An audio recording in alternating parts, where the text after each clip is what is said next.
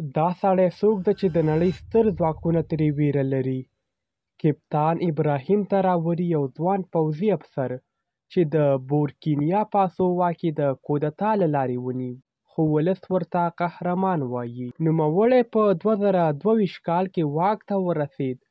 هغه یوازې 36 کلن ده، خو نړۍ ته یې ښودلې چې اصلي مشري زړورتیا غواړي، نه واسطه.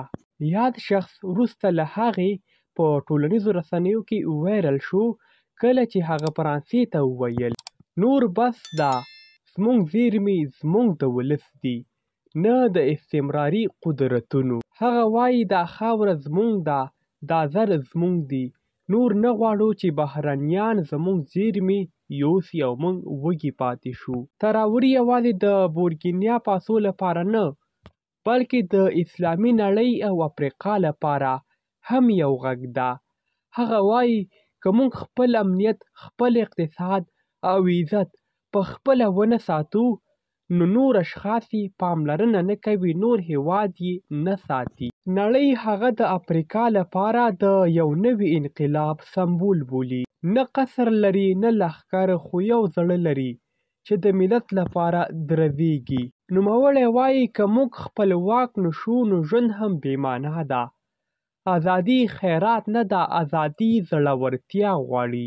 تراوري غواړي چې افریقایي هېوادونه یو موټی شي، یو پوځ، یو اقتصاد او یو غږ. هغه له مالیې، نایجیري او نورو سره ګډ ائتلاف جوړ کړی چې د افریقا حقیقي خپلواکي پیل کړي.